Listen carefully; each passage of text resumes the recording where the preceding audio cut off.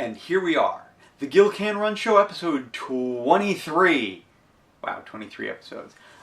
Here we are. We're back. It's Thursday night, so I'm putting this together. I actually have a little bit of prepared material, so I may actually read something if I can't remember off the top of my head. Because this week, and I don't have my regular computer. I've had to borrow a laptop because my computer's actually broken down, and it is in the off at the manufacturer having warranty work done to it because it completely shut off the other night. No power, nothing. So I had to send it out there at my expense, which I'm not 100% pleased about, but United States Postal Service wrote all about it. It was only 18 bucks. Sent it off. I'll get it back soon, and everything will be good. But Philadelphia coming up in about a week and a half. Next Sunday. It'll be fun. I'm going to have a good time. I ran today. I just got those stats uploaded, and I'll put a link to that. I did my 15 miles for the week, which is generally my goal for weekdays is 15 miles, and then the weekends is 20, and that's how I do. But sometimes I do more, sometimes I do less. It all depends on what's going on. So that's that. But here's what I need to talk to you about today. Because somebody on Facebook, and I don't name names. Every now and then I'll name a name because it's important. But in general, I don't name names. A couple reasons. One, I don't know if people want me to mention their name. I don't, want anyone to get offended. I don't want anyone to get upset. So I just leave names out. But anyway, someone posts on Facebook, and they're always defending eating meat, which is fine. Defend it all you want. But they get really nasty about it sometimes. I mean, I feel they get nasty about it. They claim they're just trying to inform, but they use aggressive words, put it that way. So, and I use aggressive words, but that's okay. So, there's this meme that goes around, and it has a bowl of boiled lentils, or 400 grams of boiled lentils on one side, and 100 grams of slaughtered cow, or whatever they call it, on the other side. And they show that 400 grams of boiled lentils has like 36 grams of protein in it, as opposed to 22 grams of protein for 100 grams of steak. Now, here's the thing, right? 100 grams of steak is about a serving size of steak. I think 85 is what they list. Actually, I have it right here. Hold on. 85 grams, 213 calories. That's 3 ounces of steak. You get so if you have a 6-ounce steak, you're actually having 2 servings of steak. That's 426 calories. Out of that 426 calories, you get 44 grams of protein. You get 26 grams of fat. You get 154 milligrams. 154 milligrams of cholesterol. You get 122, sodium you can't really tell because how much do people salt their steak? It's all relative. About 200, so it'd be 540 milligrams of potassium. You get that 6-ounce serving of steak. You get 72% of your B12 for the day, 2% of your vitamin D, 2% of calcium, 24% of iron, 30% of B6, and 8% of magnesium. I'm reading this straight off of the nutrition facts that you can just look up online. So that we doubled the amount because 6 ounces of steak is what you usually find on a menu as their usual regular sized dinner meal, right? Some people eat more, some people eat less. But that's what you're looking at, 6 ounces of steak. So now we'll do 2 cups. We'll double it. We'll do 2 cups of boiled lentils, which comes out to about the 400 grams that they're talking about. And I'll get to why it bothered me the way it was presented in a minute. So for just under 400 grams of lentils, which is 2 cups of boiled lentils without anything else in it, just talking about lentils, that's 460 calories. So the calorie count's a little bit higher. Out of that 460 calories, you get 1.6 grams of fat total. You get no cholesterol. 8 grams of sodium, once again, doesn't matter because some people put more salt in it. 1.4 grams of potassium. So you get over a gram of potassium out of it. 80 carbohydrates, 8 grams of carbohydrate, of which 32% is, or 32 grams of that is dietary fiber, which is more than the USDA recommended amount of daily fiber in your diet. Right there, 1-2 cup serving of lentils, right? And this is just lentils, no vegetables, no nothing, and same with the steak, there's just steak. And you get a little sugar out of that, you get 7.2 grams, you get 36 grams of protein, so only 8 grams less than you get from the 6-ounce steak, which is 72% of your daily intake of protein, as USDA recommends it. Okay, now USDA recommendations are kind of weird, but we won't get into that today. So you get a little bit more protein out of the steak, but you don't get a lot more protein out of the steak. What you don't get in the lentils is you don't get any vitamin D or B12. You get 6% of your calcium from the lentils. You get 5% of your, or 10% of your vitamin C, which if you've already had a glass of orange juice with breakfast like you should, you've already gotten all of your vitamin C. You get 72% of iron. You get 40% of B6, and you get 34% of your daily suggested intake of magnesium. So what does that say? Well, for all intents and purposes, unless you're looking for a higher fat diet and lower carbohydrate diet, basically 2 cups of boiled lentils without anything else in it, which is just kind of mush, but that's okay because you can add things to it, is equivalent protein-wise and things like that. For all intents and purposes, 8 grams is not that big of a deal. You can make up 8 grams with a million different things. Basically equivalent to a 6-ounce serving of steak. The problem was that they had 400 grams of lentils and 100 grams of steak. And then they circled the 400 grams and the 100 grams. You know, oh, you're eating more if you're eating lentils. Well, calorie-wise, you're not really eating that much more. However, what you're getting out of it is a little bit more. It's a little bit more of a well-balanced, except you're missing the B12 and the D. What they did, though, is then they crossed everything out on the lentil side of things, because they basically gave the same statistics that I gave, well, less detailed. They crossed everything out, and then gave the amount for 100 grams of boiled lentils, which is significantly lower. But they kept the 400 grams circled, so it made it look like 400 grams, or 2 cups of boiled lentils, gives you a much lower nutritional value than it does. And the person was like, oh, I hate it when vegetarians, vegans, whatever he was complaining about, post these things. And I didn't post it, by the way. I did not post it. I don't know where he got it. It posted this and it's just wrong. And they're morons because it's wrong and they just post these things. But it wasn't wrong. If you didn't notice the 400 grams and the 100 grams, then, you're thinking, oh, well, the equivalent amount of... But really, calorically, it is the equivalent amount. So 400 grams of lentils equals calorically and nutritionally, with, obvious differences that I have already explained, 6 ounces of steak or 400 grams, or 100 grams of steak, basically.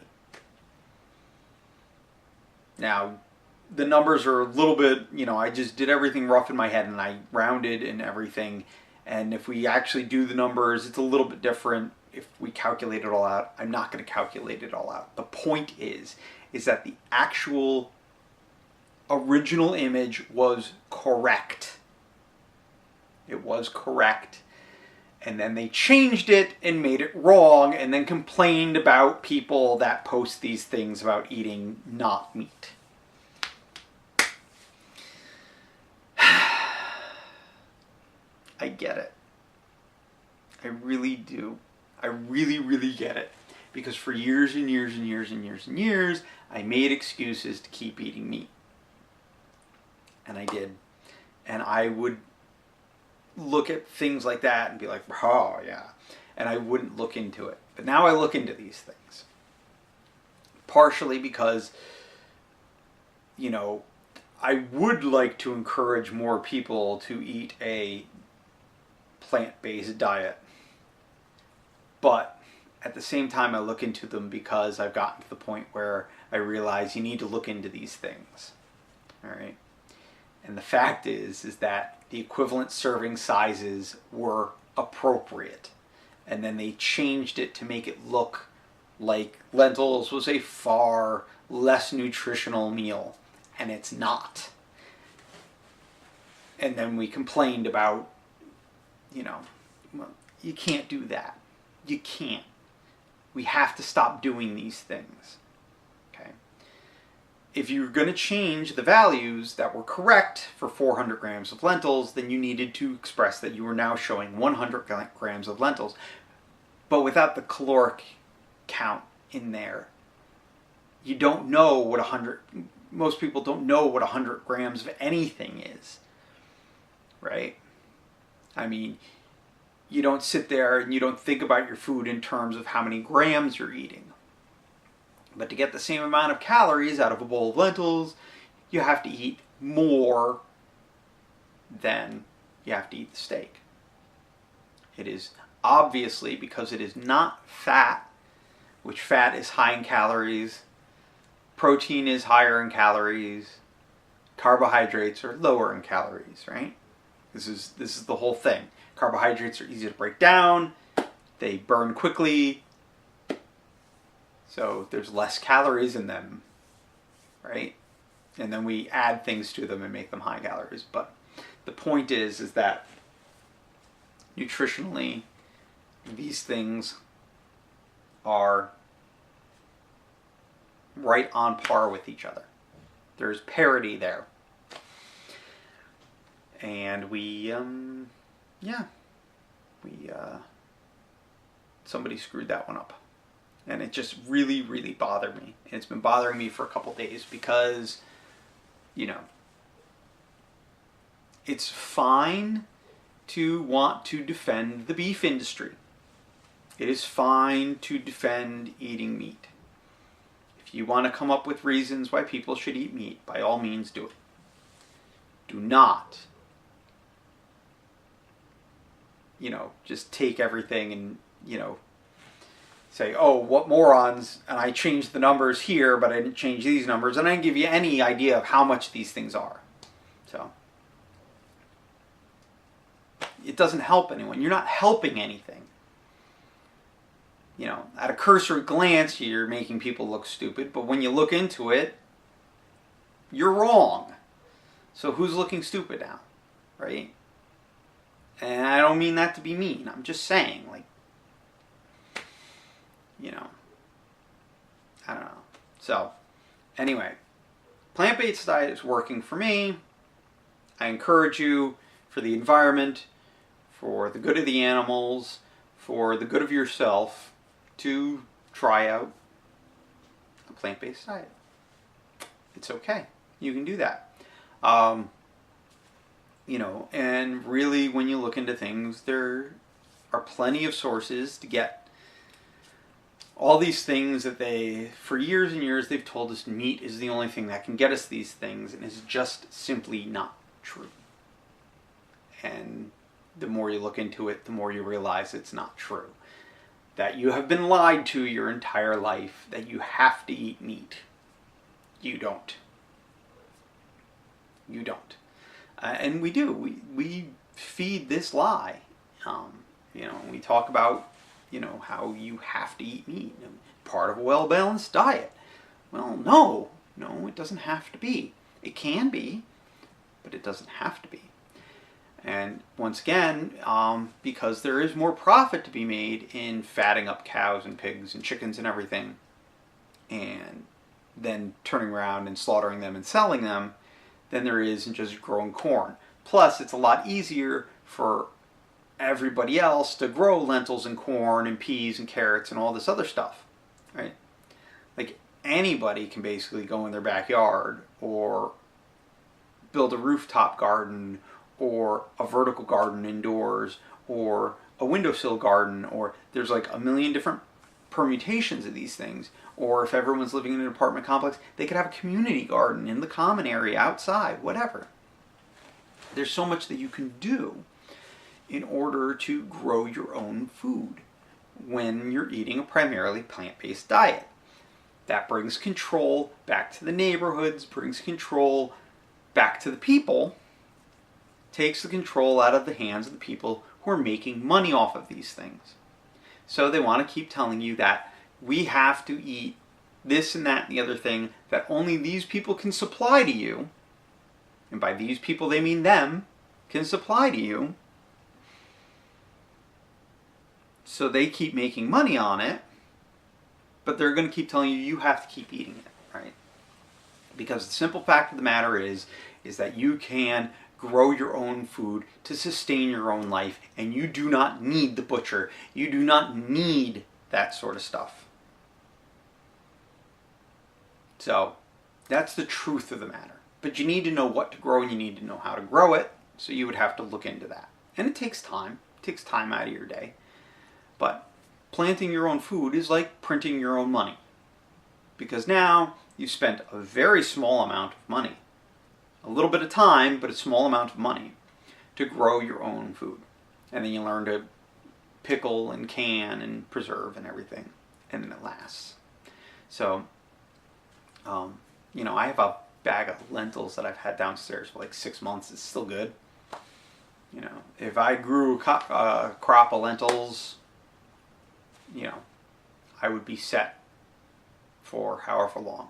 But you can't just eat lentils, obviously. So you need other things, right?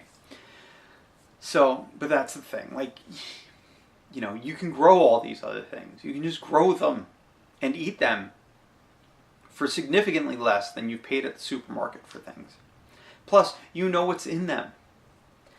And then you start worrying about what's in the soil, and you start caring about what's in the soil, and you stop letting companies just dump everything into the soil because, the place where I buy my food, they take care of their soil. I don't need to worry about the rest of it.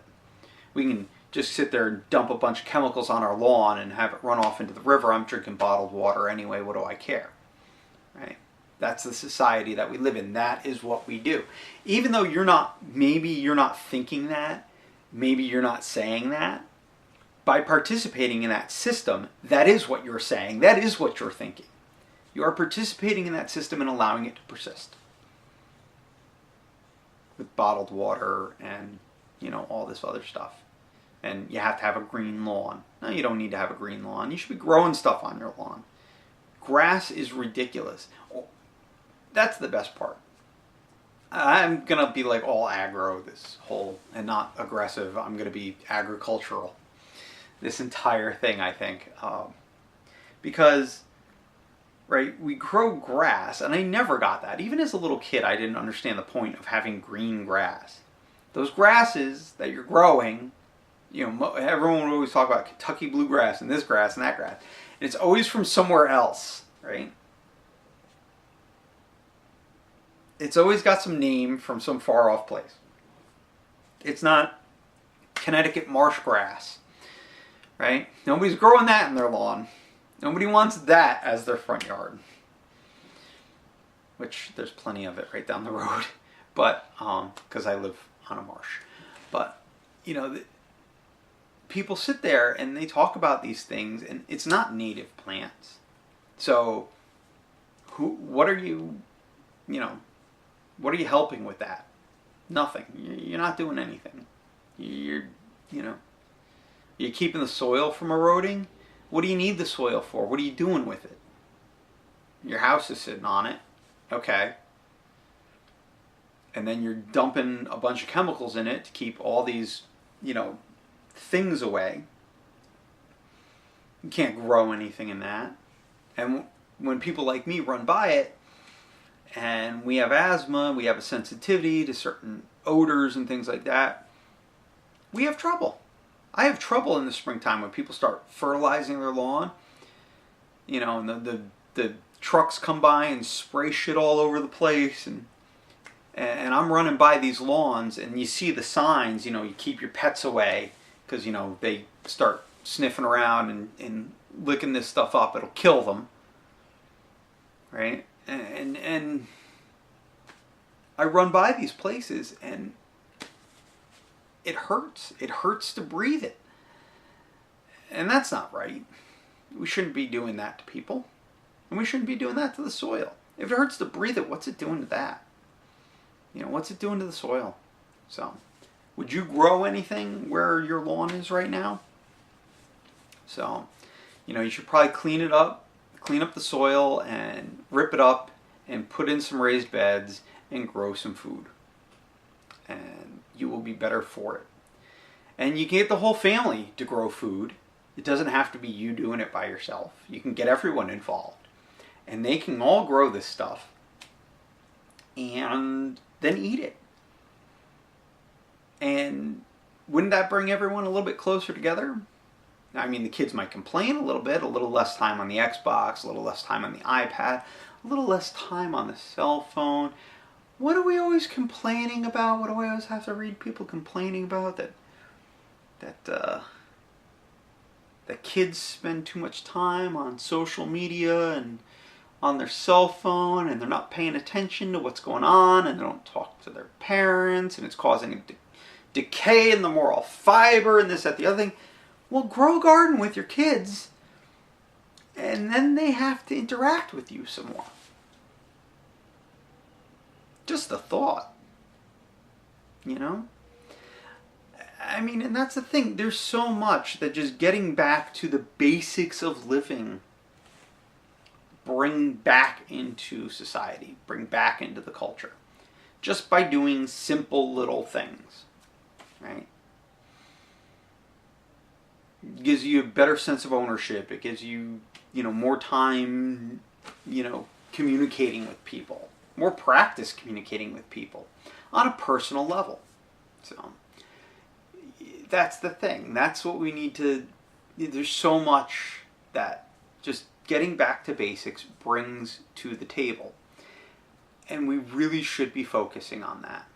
I mean, that's just my 2 cents on it. It seems to make sense to me that, we are always looking outside of ourselves and outside of our area for the answer. And it seems to me that the answer is right in our own homes, right in our own yards, right in our own communities. And we're the ones that have to stand up and do something. And we can't wait for whichever side of the political spectrum you're on to make those decisions for you. Because it's not going to happen. Your way is just your way. It's not everybody else's way.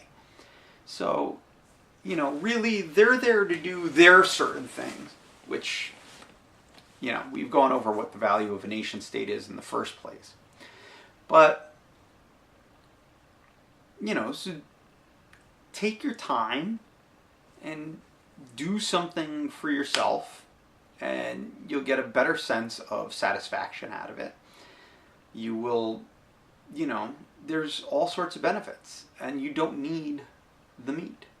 If you want to eat meat, that's fine. That's fine.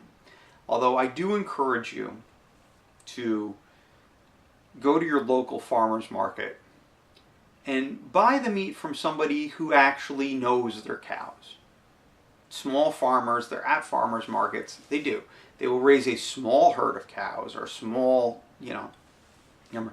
A lot of times these guys will name these things and everything. I mean, and then eventually one day they slaughter them, which I won't get into, how I feel about that, but, they're there. It's a little bit more expensive, but it's much more, ecologically friendly. It is much more humane the way that they do things, because they do care about these animals. So, I mean, they care about them and then they kill them, but they care about them. So, you know, it's just little things that you can do, and they make a big difference. Right? The small local farm has a much smaller impact than the big industrial factory farm on all levels. Whether it be, you know, no matter what they're farming. Okay. Now, I do know people that do factory farming. And, you know, they're good people and they're doing it to, you know, support their families and everything. But the fact is that at the end of the day, they're doing a lot of ecological damage. And, yeah. So it's just, you got to do what you got to do. And at the end of the day, you know, the more you can stay local, the more you can focus on small farms and doing that to get your sustenance, or even just growing it yourself in your own yard or your own community garden or whatever, you are in a much better shape overall. Okay? I mean, you know, not just for you, but for the planet, for everyone. So, that's my 2 cents on it. And I think that I get it. Some people get annoyed by people that are pushy about vegetarianism or veganism. It can be annoying. I've seen it. But at the same time, when you're trying to discredit them, and they actually have correct information out there, that's really annoying too. That's my point. So, just, you know, live and let live. And at the same time, I do encourage you to consider at least trying Meatless Monday. Hashtag Meatless Monday. It will give you a better perspective on what it takes. And honestly, how easy it is to simply cut meat out of your diet. So, which if you're really intent on eating meat, then I guess that you wouldn't want to do that. But, you know, it's okay. It's all right. As I said, a lot of it comes from my personal experiences and how seeing things on the road make me feel. So,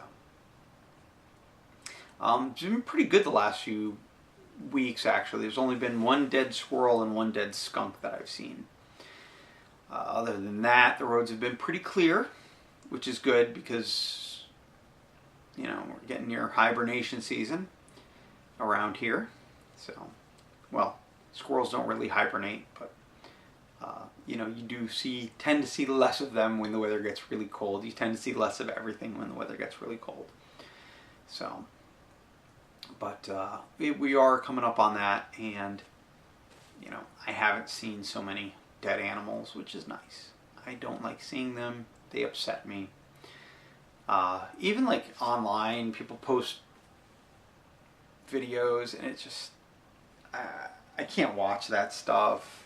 Somebody posted a picture of a Great Pyrenees or something that was standing over another dead Great Pyrenees that apparently got struck in traffic, and wouldn't let anyone near the poor dead dog, and stuff like that breaks my heart. Like,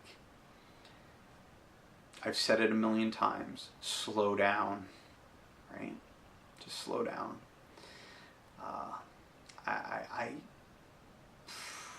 Stuff kills me, absolutely kills me. So that's why I can't do it anymore, because I realize that there's no difference between those dogs and the steak on my plate. The only difference is what society says is, you know, this animal is good for eating, this animal is not. Which, of course, different societies have different rules. Different places do eat dogs, and they keep other animals as pets. So, you know, it's all subjective, is my point, and I like objective things. I try to look at things, even though a lot of people get really upset at me because I do tend to have a lot of opinions on things. But I read a lot. I think a lot about things. I form a lot of opinions because I have a lot of experience. So I look at things in a light and then say, okay, well, this is how, and I try and find the objective matter to it. Because while we are obviously subjects, of whom I don't know, the fact of the matter is, at the end of the day, I've said this a million times, I guide myself on the principle that we are all the same, that there's nothing different on a substantial quantum level to any of us, except for how it all comes together superficially, right? So we're all connected, we are all one, and therefore, no difference between cats, dogs, mice, cows, rats, pigs, chickens, turkeys, whatever, right?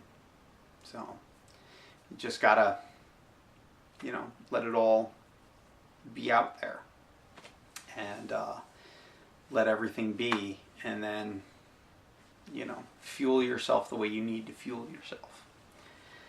But, I personally, because I don't feel that there is a difference between the family dog and the steak on the plate, that I don't want to eat either of them, so I will not. And beyond that, if you're going to correct someone, make sure that they're wrong. Don't correct anyone when they're actually giving you good information, because that's not good and it doesn't serve any purpose. Obviously the people that are going to be prone to confirmation bias are going to sit there and look at your correction and go, oh yes, of course. And the people who aren't are going to be like, wait a minute, that's not right. And then, egg on your face, not on mine. So, that's just that. And, so here we are, another weekend, another week closer to Philadelphia. Technically, Philadelphia would finish the year for me. I already think, right, do I already have 12? I think I already have 12, but I'm just going to keep going and get one per month anyway. February being a little wonky, a day late, but we're still going to count it. So, and it's getting colder. It's been rainy the last couple days. I might actually have to start wearing long sleeve shirts. I might have to start thinking about hats. I really, it's weird because this time last year I think I already was in hats and stuff because it was really much colder. And this year it's much warmer. And we are definitely having a weird November up to this point. So we'll see what happens. We'll see what happens for Philadelphia. I've been running at or a little bit above my marathon pace for the last week and a half or so. And my legs are pretty tired during every run. So hopefully the week of rest next week will help that out. And I won't be so tired on race day, and I'll be able to maintain pace, maintain focus for the entire 26.2 miles. It's going to be interesting. It's going to be a big challenge, and I hope that I'm up for it. Other than that, I've just been looking for jobs and playing a lot of Assassin's Creed Syndicate. And now that my computer busted, I don't get to play Minecraft. So, Assassin's Creed Syndicate has been the word of the day. It's a fun game. It is. It's fun. It gets a little bit repetitive towards the end. They have these, the side missions get a little repetitive. But the main story, I wish there was more of a nuance to the main characters. It's just kind of, we fight Templars because Templars bad. But the story itself is cool. You get to hang out with Benjamin Disraeli and Charles Darwin and Charles Dickens. And I never realized before, Charles Dickens, Charles Darwin, CD. They don't mention that in the game. It dawned on me while I was playing. I'm sitting there, I'm like, Charles Dickens and Charles Darwin. I guess Charles was a popular name in Victorian England. But, and actually I found out today, because I don't like read up on everything, spoilers and all that stuff. And today that there's a little rift where you go into World War One, and you get to hang out with Winston Churchill. So I did that. That was fun. Basically all centers around Tower Bridge, and very interesting. So, meanwhile, the ad that they've had on for it has London Calling stuck in my head, which, excellent album, excellent song. So if you want to check out The Clash, make sure to do that. I haven't heard back from any of the jobs that I've applied for over the last couple weeks. Hopefully something breaks soon. I need something to break soon. Break as in job-wise. I don't need anything to break, as far as physically break. So we'll see what's going on with that, and I will obviously keep you posted on all that. Beyond that, it's tough when you're out of work and you're trying to find ways to keep yourself occupied during the day. So I have been cooking a lot. So I'm going to have like a lot of recipes for the next few Mondays, which I got really good response from my decision to do Meatless Mondays recipes on Mondays. So that's good. I'm going to be doing the stew recipe coming up on this Monday, and then next Monday I already have a wonderful recipe all set up.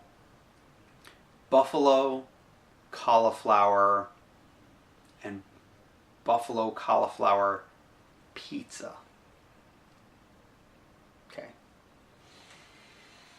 Make a dough, or you can buy a dough, whatever you want to do. Stretch it out. Buffalo cauliflower on a pizza. Because I always used to eat buffalo chicken pizzas, and I do kind of miss buffalo chicken anything. And I was looking and I saw buffalo cauliflower. I'm like, let's give that a try. And it was awesome. So, buffalo cauliflower pizza, and then we'll go from there. And a wonderful blue cheese dressing to go on the side. If you feel like slathering a little blue cheese on it, makes it nice. So, because what goes better with buffalo anything than blue cheese dressing, right? So, gonna do that. I'm very itchy today. I don't know why. I think it's because it's colder out, so I'm taking warmer showers and it's making me itchy. Sorry about that.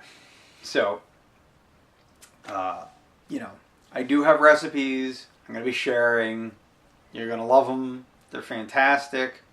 I'm gonna try and make sure that every single recipe is, easy and easy to do, and there's no like real exotic recipes or anything. And I'm going to try and do recipes where you're making as much of the stuff as possible.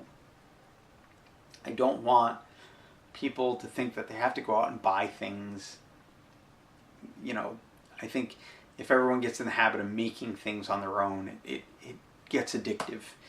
Once you start making things and you realize that you can do it, that you don't need to get it from here or there or over there, and you get excited about it, like, ooh, I can do something, and it gives you a really nice sense of accomplishment, different than you get from turning in that TPS report at work. Little Office Space reference for anyone that doesn't know. You get a big sense of accomplishment for getting things done. And I get that people, I don't have the time. Well, that's the other thing. I'm going to try and make things, like pizza dough takes a while to make. Okay. Most of it's sitting around. So you could actually do pizza dough in the morning, let it rest, and then you come home at night, you get ready to make everything, and the dough is ready to be worked as soon as you have all the toppings for it. So, and I will try and explain that stuff and make sure that nobody's cooking anything for too long, right? It's a challenge, but I feel that I'm up for that challenge. So we will see what happens. We'll see how it goes. I hope that you do enjoy it. As I said, I seem to have gotten pretty good feedback off of my first little foray into giving a recipe and doing it out and all that good stuff. So maybe that's something I continue on with. I do enjoy cooking. I do enjoy creating. And I definitely do enjoy, as I said, making things on my own. It gives me a sense of accomplishment. It gives me a sense that I did something that was valuable and important. Because what is more important than feeding yourself? I can't think of anything more important than that. But, you know, and then there's like, I know pickled eggplants coming up, eggplant parmesan. There's a whole bunch of different recipes. Pickled eggplants are fantastic, by the way, because they're just a great side on sandwiches and stuff. Instead of putting like mayonnaise and this and that and the other thing, I throw some pickled eggplants on with whatever sandwich I'm having, which usually is like a hunk of cheese at this point. But, you know, you can get creative with it. It's a wonderful little side dish that is definitely worth exploring. So, as I said, I have a ton of ideas. I have a ton of recipes out there, and I'm still itchy and it's killing me. So, we can get all that stuff out. Every Monday, I will try and share a meatless recipe with you. So you have something and you can say, oh, I could do this and have a meatless Monday, and my family can enjoy. And I've not only do I eat this stuff, but these recipes, these are things that other people eat and other people like too. So you don't have to worry about one person's personal opinion on, you know, what they think is good. Because I do make sure other people do try these things. So make sure to share if you like, and if you don't like, make sure to complain. Because if I'm not getting complaints, then I'm not doing something right, and I haven't been getting a lot of complaints, so I don't feel like I've been doing this right. So if you need to complain, complain. If you like what you're hearing, share it, and you know, let me know that you like what you're hearing as well. If you know, share the Facebook, share everything. Just get out there and share and say, here's this crazy guy ranting about this crazy stuff all day under the guise of running and who knows what else. So go out there, share it, enjoy it, get back to me on it. Let me know what you think. Let me know if there's something that you want me to change. I don't know. I don't know what I'm doing here. I'm just like riffing for 45 minutes every Thursday. So please enjoy. Please come back again. Have fun out there. Keep running, and remember, if Gil can run, then so can you. Ciao.